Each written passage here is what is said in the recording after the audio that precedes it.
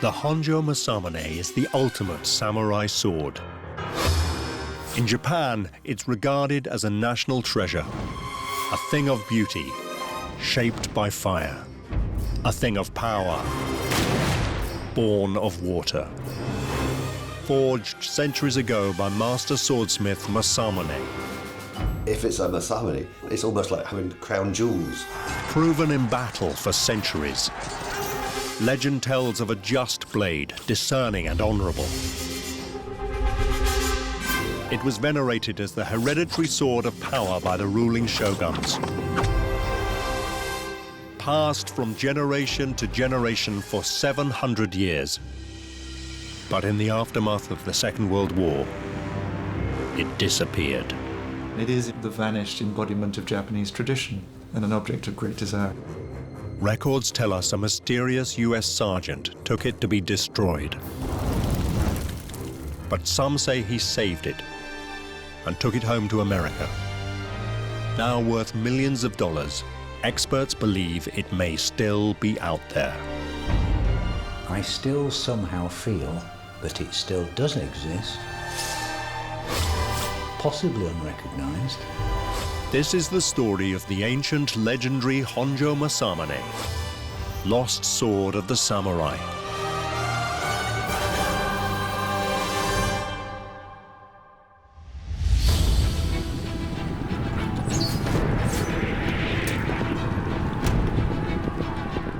In the late 13th century, the rulers of Kamakura province near Tokyo had a serious problem. The invading Mongol hordes of Kublai Khan. Under the onslaught, their weapons simply weren't up to the task. When the Mongol invasion happened, Japanese swords were nice, slender, beautiful-looking things, but they broke on the Mongol armour.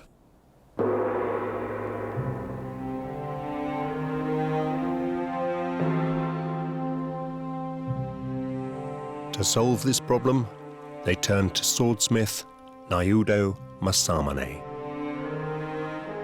Masamune's task was to redesign the Japanese sword to withstand the armor and kill the Mongol invaders. Masamune developed techniques that have never been surpassed. First, Masamune beat red-hot high-carbon steel into a thick rectangular billet. Then cutting and folding it again and again, he forged a blade composed of over 30,000 layers. To the thick back edge and the thin cutting edge, he gave very different properties. And these were born not from the heat of the fire, but how the steel cooled in water. The cutting edge, because it hardened quickly, is very, very hard, almost as hard as glass, but it's brittle. The thicker, heavier back edge gave up its heat more slowly. This changed the structure of the iron itself, making it far less hard but more flexible than the vulnerable sharp edge. The back, because it cools slowly, is tough and malleable, and it supports and stops that brittle edge cracking. In battle, the thin edge was used defensively to cut. It is rigid and razor sharp, and the back used defensively as a shield. Its flexible spine absorbing impact. But to withstand the Mongol armor, Masamune also made his blades broader from edge to back for strength, the point longer to pierce, and the hardened edge deeper to aid repair.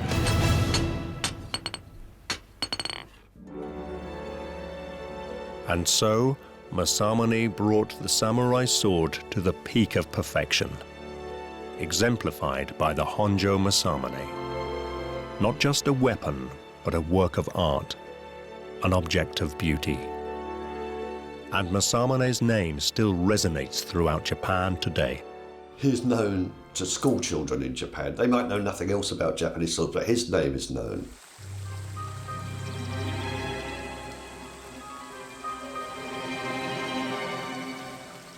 Over the centuries, many legends have grown up about the great Masamune and the magical qualities of his swords. One of Masamune's pupils thought that after many years' training, he had surpassed his master. To test the quality of their respective blades, they suspended them in a stream. The student's blade was so sharp that it cut leaves and twigs, everything in its path.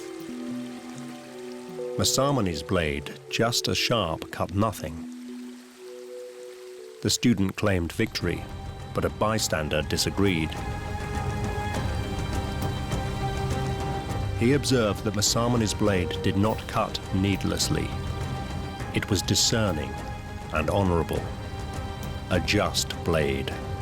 Masamune is generally given the titles Goro Nayudo, which have Buddhist implications, suggesting he was of the priesthood, or at least a devout follower of Buddha. His finest work, the Honjo Masamune, was primarily a weapon for cutting human flesh. And the samurai would develop a very practical method for testing blades. For a fee, an official tester would use a blade on a corpse from the execution grounds and report back to the owner on how it cut and how it behaved and how many bodies and which particular part of the body to cut. The edge was sharp and the back strong, but yet another key property made the sword so deadly: its curve. Swords were made curved because they cut flesh better when they're curved.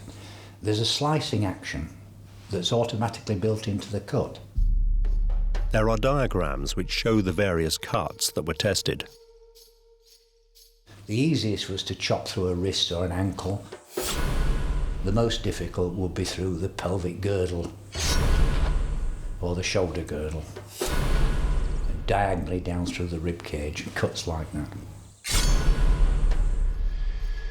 As a permanent record, the test results would be carved into the sword's tang under the mounted grip. It shows that these swordsmiths had a great concern, not only just for the look of their swords, but of the effectiveness of their swords.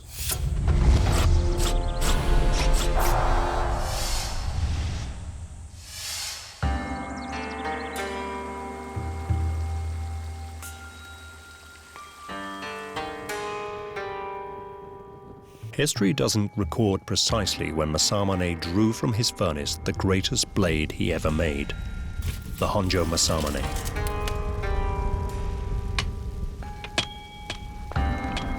Around the year 1300 is the closest anyone can say.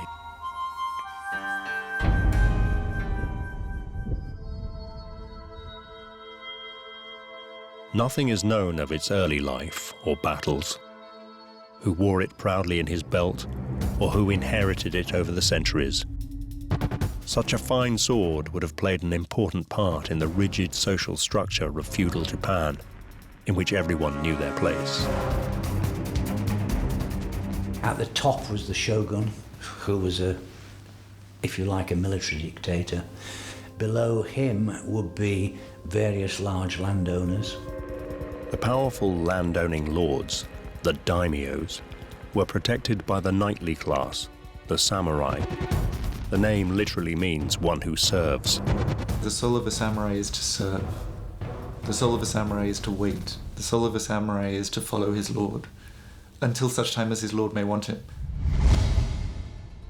The sword was an essential part of a samurai's dress, the uniform of his class.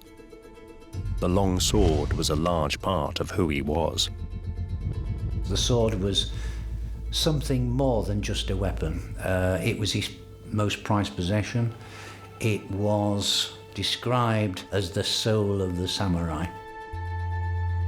The sword was an important thing for the samurai because it was their badge of rank. It was their status symbol, if you like.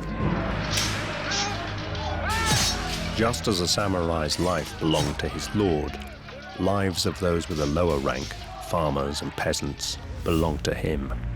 The samurai were allowed to cut down anybody without any excuse. If you insulted me and you were a peasant, I could just cut you down and that was it.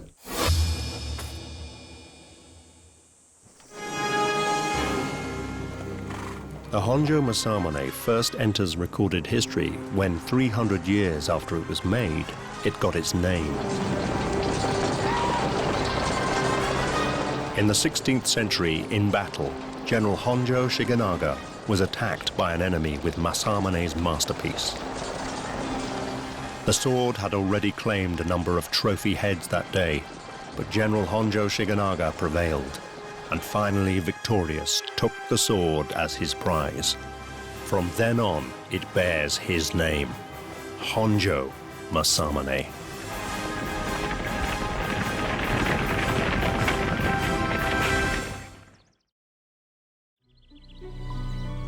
Soon afterwards, General Shigenaga was ordered to Fushimi Castle.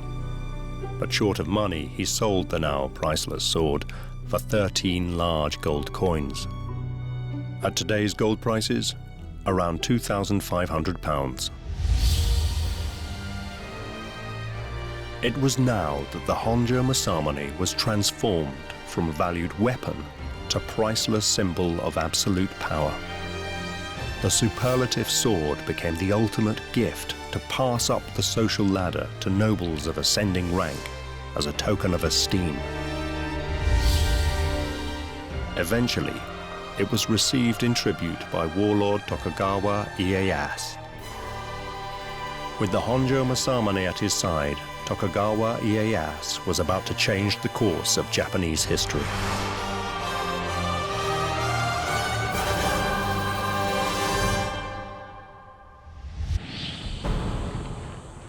Japan was being torn apart by civil war.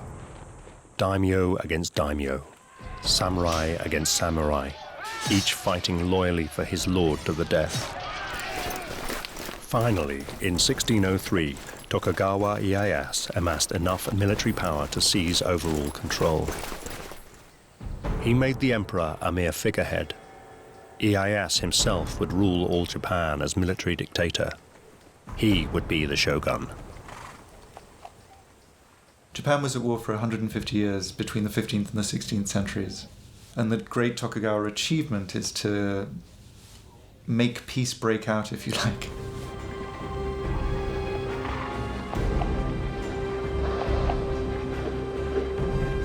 The Tokugawa shoguns brought 250 years of peace to Japan. And their ceremonial sword was the Honjo Masamune. Over the centuries, the hereditary sword of the shoguns was passed from generation to generation. Even after the Tokugawas fell from power in 1868, the great sword continued to be handed down within the aristocratic family into the 20th century. In 1939 in Tokyo, it was designated a Japanese national treasure, a survivor of 700 years of turbulent history. It was only in the upheaval of the Second World War that the mystery of the Honjo Masamune begins, when it disappeared.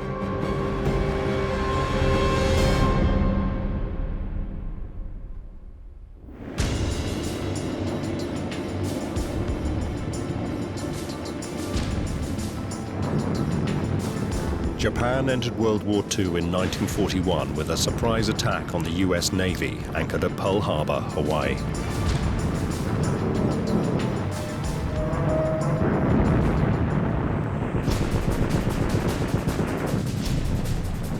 As Japan poured millions of troops into battle, the High Command boosted recruitment and morale by fostering the ideals of Japan's ancient past, Bushido, the way of the warrior, and the heroic exploits of the samurai. So they gave out swords.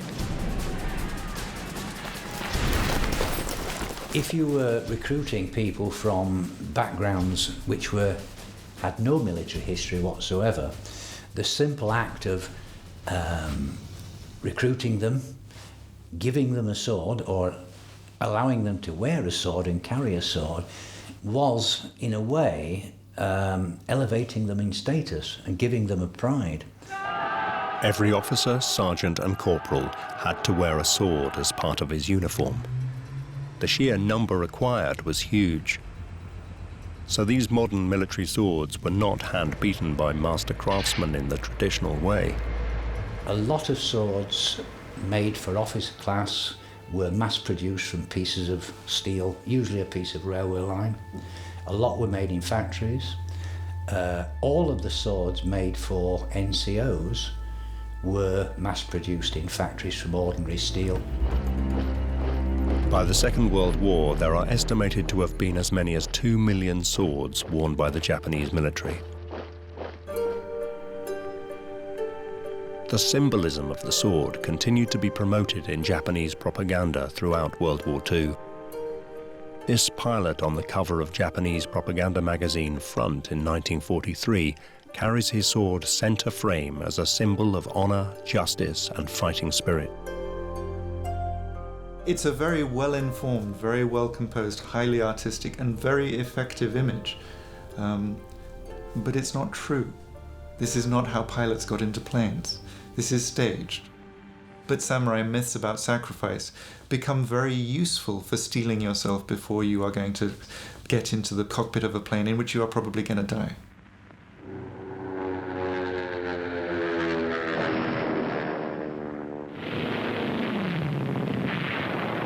For the Japanese, war was a fight to the death.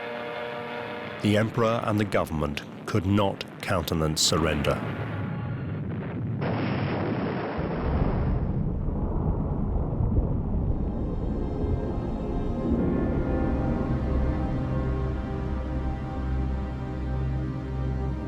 On August the 6th and 9th, 1945, American B-29 aircraft dropped a nuclear bomb on 2 Japanese cities, Hiroshima and Nagasaki.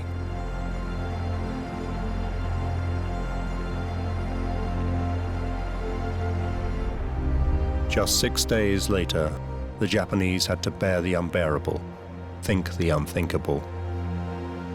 They surrendered. Across the radio comes the voice of the emperor, which nobody's heard before. And it's a very strange voice, it's a very high voice, it's a very weak voice. He's talking in a language that most of them don't understand. But the message is clear. We've lost. At the end of the Second World War, the average Japanese person would have been totally devastated by having suffered defeat, a loss of face. But on the other hand, the war was over, and the hardship they'd been through, the firebombing, the starvation, was finished. Not for the first time in Japanese history, the emperor had to move aside for a powerful shogun. Shogun is a very old title in Japanese history. It means not just military commander, but supreme dictator. And the man the United States sent to rule occupied Japan was certainly that. 5-star General Douglas MacArthur. You get this tall, white American stepping out of an airplane in a very theatrical way. He's dressed very particularly, his collar is open, you know, and this is the new guy in town. MacArthur was a dictator, and he was the supreme commander. It's a time of chaos, and MacArthur's there to do a very particular job, and he's very aware of the job he's going to do. He's very charismatic, he's very savvy.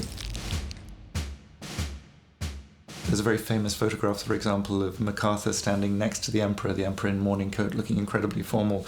MacArthur again with the open shirt collar and towering over him. And of course it's a way of making a very profound statement. MacArthur officially accepted the Japanese surrender in a ceremony aboard the USS Missouri in Tokyo Bay on the 2nd of September 1945. It is my earnest hope, and indeed the hope of all mankind, that from this solemn occasion a better world shall emerge out of the blood and carnage of the past.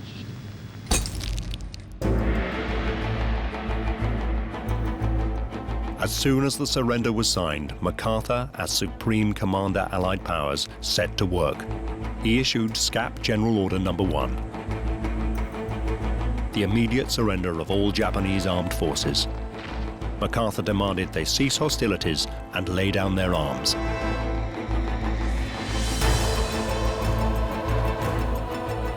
At the beginning of the occupation, though, there are two main objectives. The first, the urgent one, is demilitarization.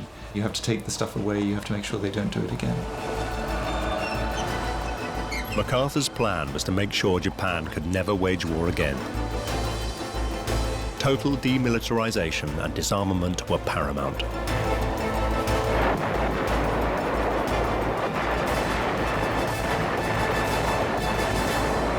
They destroyed a lot of honest-to-God modern military material, planes and so on and so forth. They also collected a lot of gunpowder, which of course has its uses. They just collected everything.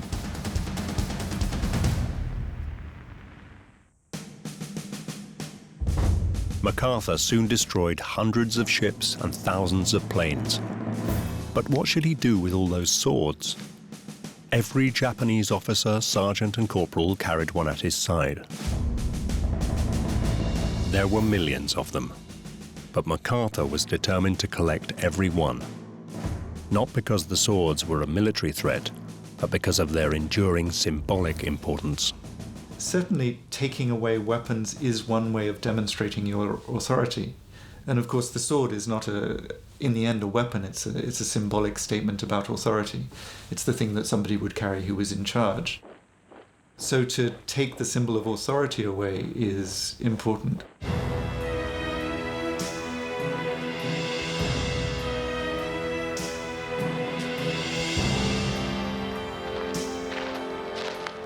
All over the Pacific, surrender ceremonies were organized by the victorious Allies. On parade grounds in Sumatra, Burma, and Malaya, Japanese fighting men suffered the humiliation of surrendering their treasured swords to the Americans.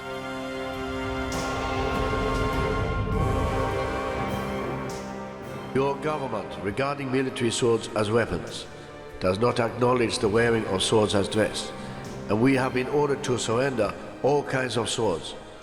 Japanese officers are extremely dejected and troubled. What the Allies didn't realize was that some of the swords were not modern, mass-produced weapons, but handcrafted antiques of great value. Some families at the beginning of the war who did own swords that had been in the family for many, many generations and possibly had been used in warfare in the distant past, took them to battle, having picked up a tradition that had been going on for centuries of carrying an ancestor's sword into battle.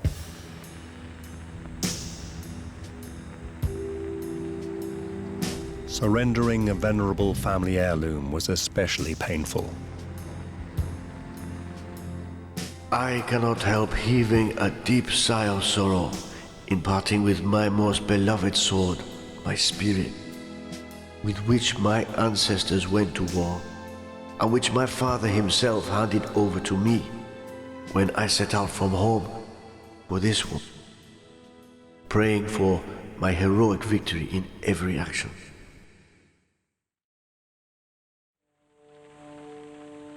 Hundreds of thousands of swords were surrendered, but what to do with them? Some were awarded to Allied officers or to civilians who had distinguished themselves in the war effort. To one, a crude, mass-produced blade, to another, perhaps a centuries-old work of art. The Americans didn't know or care.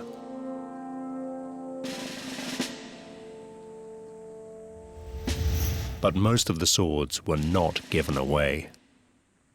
They were destroyed.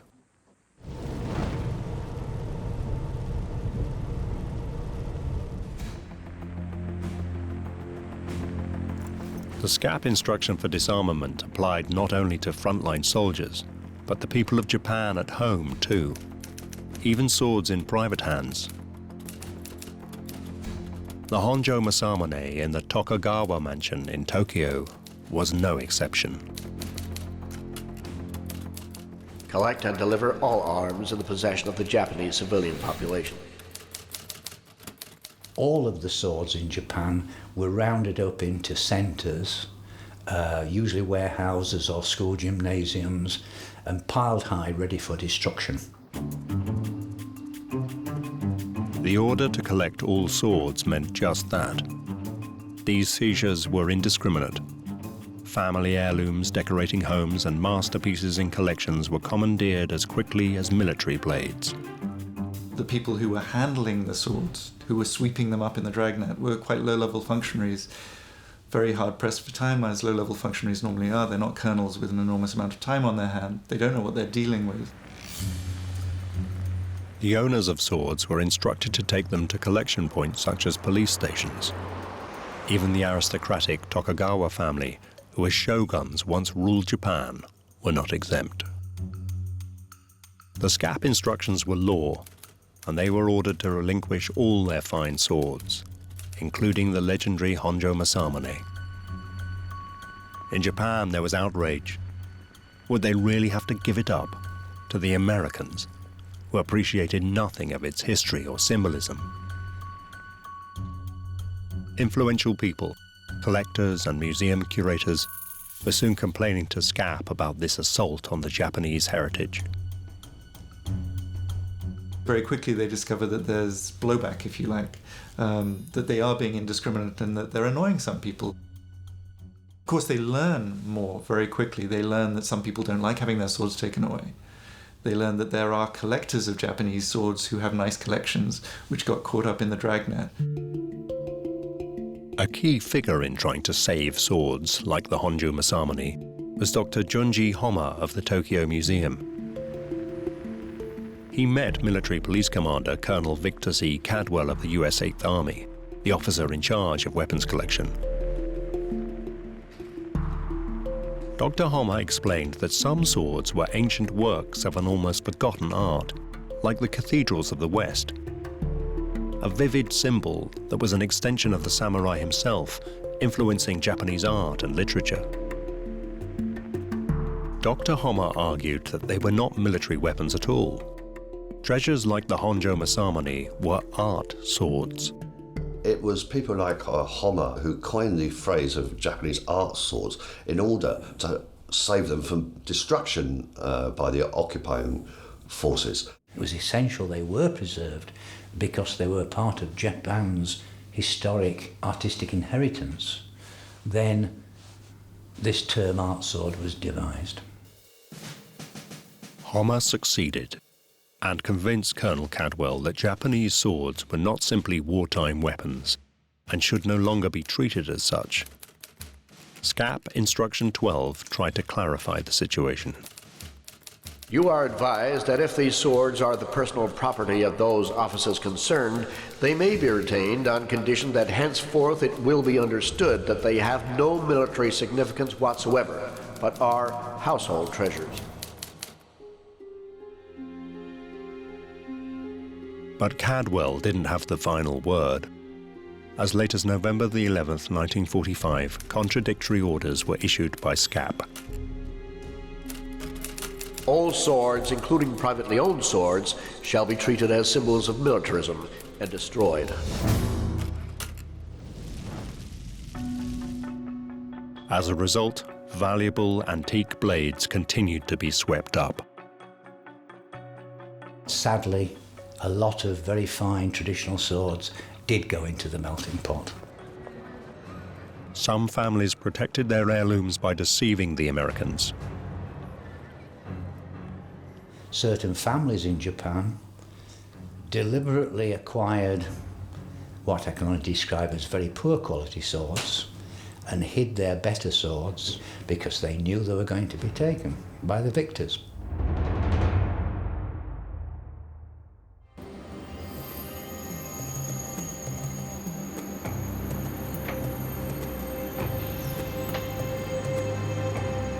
But the Tokugawa family did no such thing. They took a very different, honorable course and accepted the latest edict from SCAP.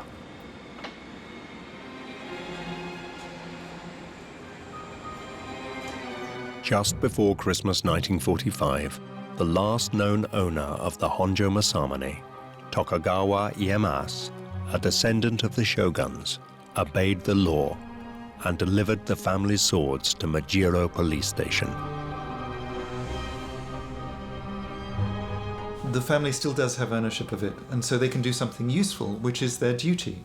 Because, of course, the symbolic value of the old military family of Japan, the first military family of Japan, giving up the symbol of their authority to the new occupiers in order that Japan can embark on a new path.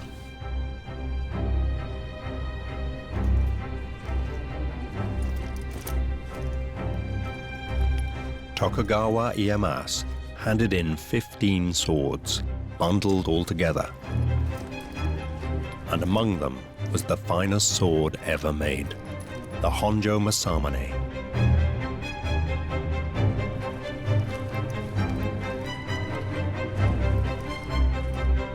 Mr. Tokugawa never saw the great family sword again.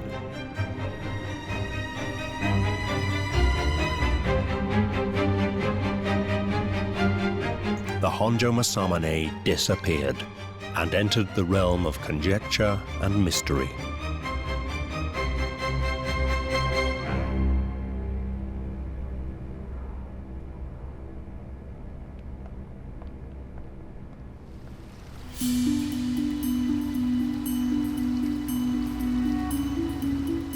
The first clue to what became of the lost sword of the samurai appeared in New York 20 years after the end of World War II. The August 1966 edition of Saga, an American adventure and mystery magazine, contained an article listing Japanese national treasures that went missing after the war. The list of 14 swords included the Honjo Masamune. Here in black and white, it recorded that a Sergeant Coldy Bymore of the 7th US Cavalry had collected it from the police station at Majiro. But how reliable was this record?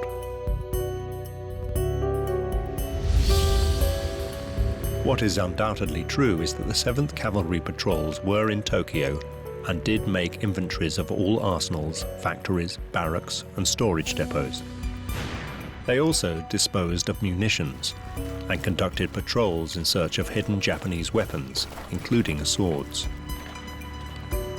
This corroborates the Saga magazine article.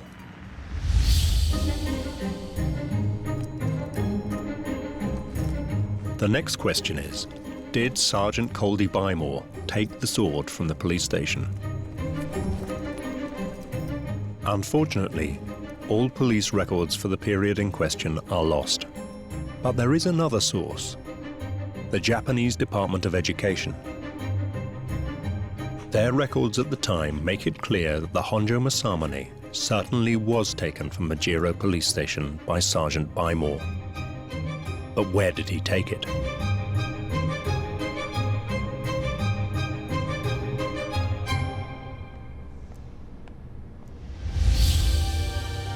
All over Japan, collected swords were piled high in warehouses before being dumped at sea or melted down for scrap iron. In Tokyo, for Sergeant Coldy Bymore, storage was at the Akabane depot. To avoid the destruction of art swords, every blade at Akabane was scrutinized by Dr. Junji Homa's inspection committee. It was a big success. Nearly 5,000 swords were identified as important cultural artifacts and returned to their owners. But the Honjo Masamune was not among them. Was it fed to the furnace and destroyed? Or did Coldy Bymore keep it for himself? I think it's most unlikely that the Honjo Masamune sword did go into a melting pot. The Tokugawa, having been shoguns of Japan, and hence at the pinnacle of Japanese society, would have had some extremely fine swords. And I'm pretty sure that even the police in the local police station and the sergeant to which they were handed over to would have recognised the quality of the mountings, if nothing else. And therefore, I suspect they were shipped back to America pretty quickly. What is certainly true is that the American Army operated an official war trophy system. A GI who had taken part in the Pacific War could, with the correct permission slip, take home one enemy gun and one sword as personal souvenirs. Most of these returning men were carrying mass-produced military swords, nothing special. But some GIs unknowingly had centuries-old works of art of great cultural and monetary value. It's very possible that the Honjo Masamune was taken by Coldy Bymore as his personal memento. If this was true, the question then became, when did Sergeant Bymore get shipped home? And did he carry the Honjo Masamune with him?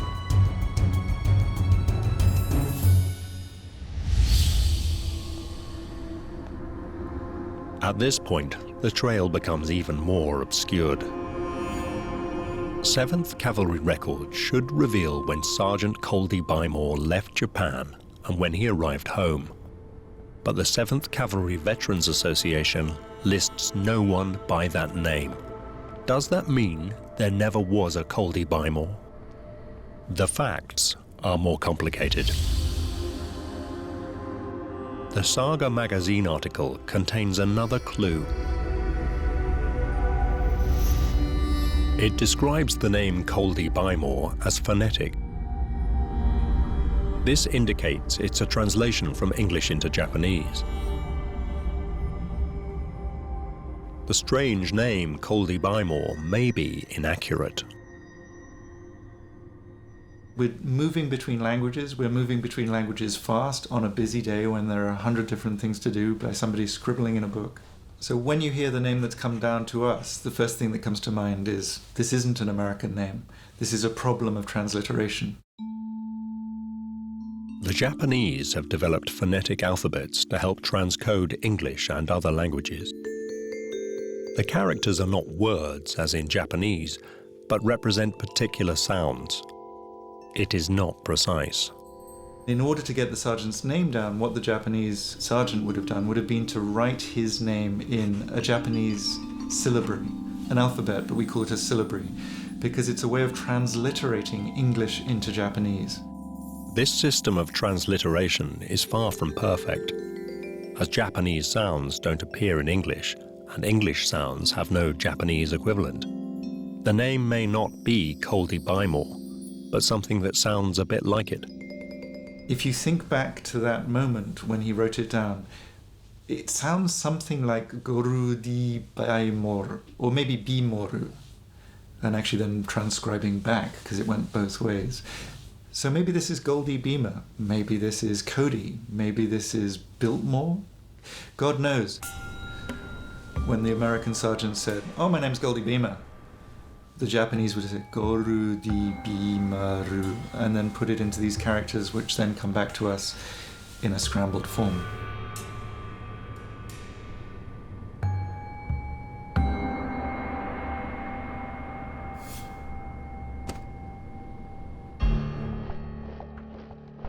So was there a 7th Cavalry Sergeant in Tokyo on the 18th of January 1946 with a name similar to Coldy Bymore?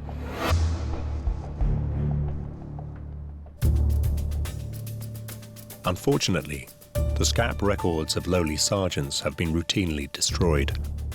The true name of the sergeant can never be found. But even so, many believe the Honjo Masamune could still turn up.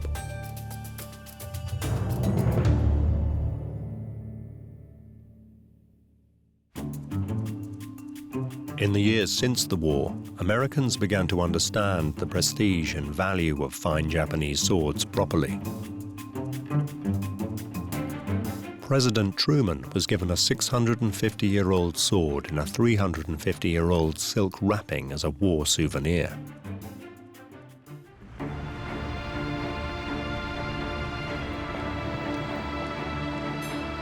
The Allied occupation of Japan continued until 1952, and the influx of swords to America after the Second World War was like a tsunami.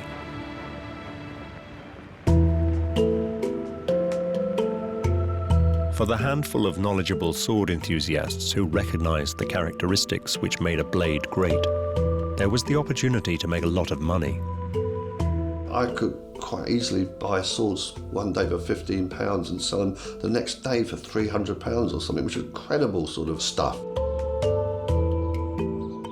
Dealers discovered that hidden in the stream of confiscated weapons, there were historically important swords now scattered all over the US. In America has still got thousands of swords stashed away in attics, box rooms, garages, which was brought back as trophies and are merely regarded as, oh, Grandad's old sword. Could the Honjo Masamune be among Grandad's old swords? Since World War II, there have been thousands of ads placed in newspapers all over the US offering to buy Japanese swords. These were the days when a fine collection could still be acquired very cheaply. In America, especially over the 1970s and 80s, I've heard it termed as the gold rush over there, and people were making fortunes buying, selling swords, and mostly selling them back to Japan.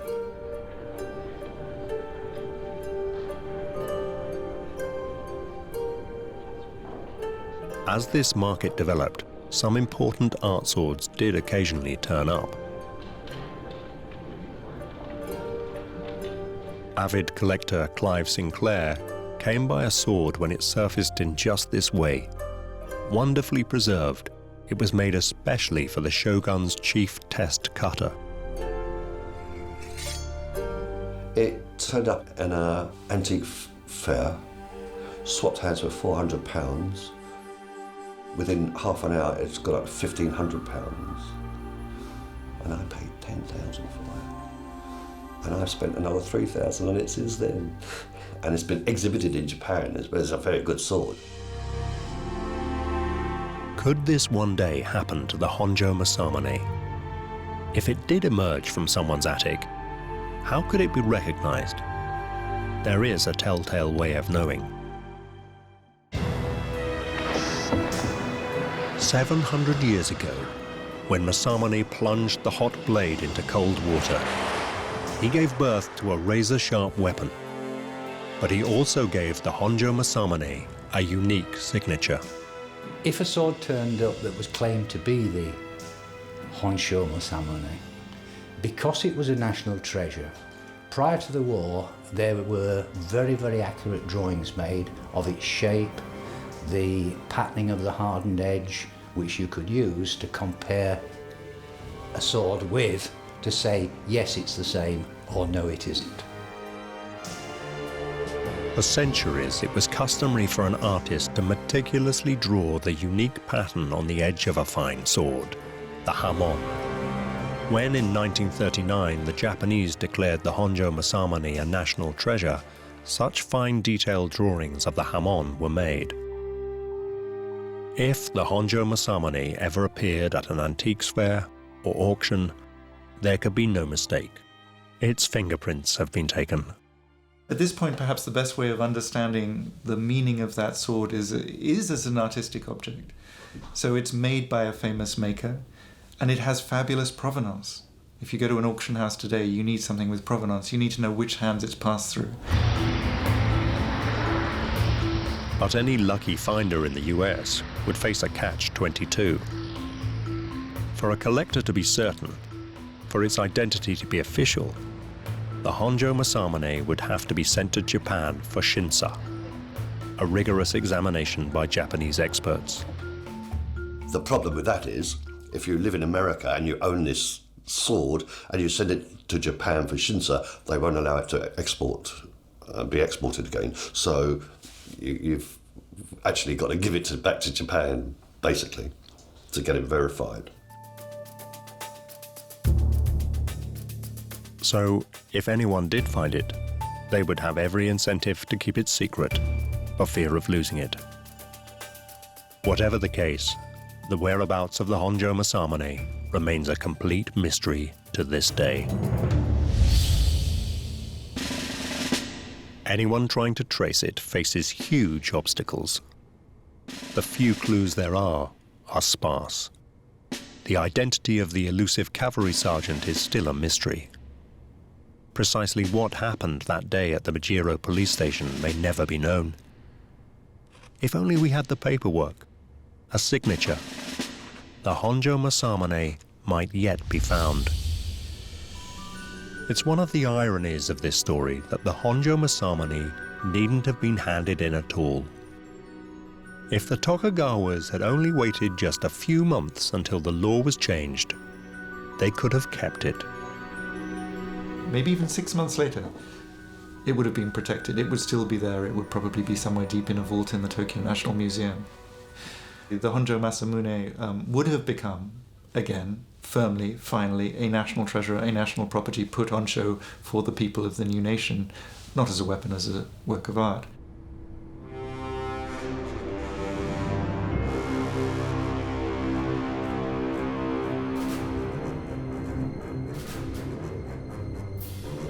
There is another irony.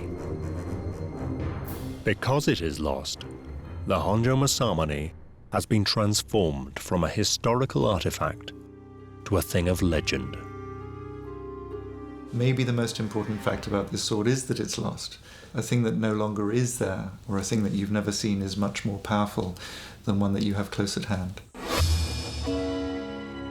The legend will only ever grow stronger until more evidence can establish where it is or whether it has been destroyed.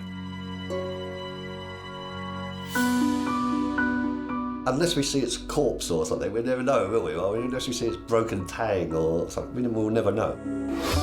Anyone with a love of Japanese swords can never give up hope. I still somehow feel that it still does exist, possibly unrecognised, somewhere. Things usually turn up when somebody dies and heirs go in and discover objects. It could still turn up. If it did, it would be a media spectacle. It would be wonderful if somebody could find that sword. While a treasure such as the Honjo Masamune remains lost, stories will be told of its possible location, and people will dream of it, hunt for it. The lost sword of the samurai.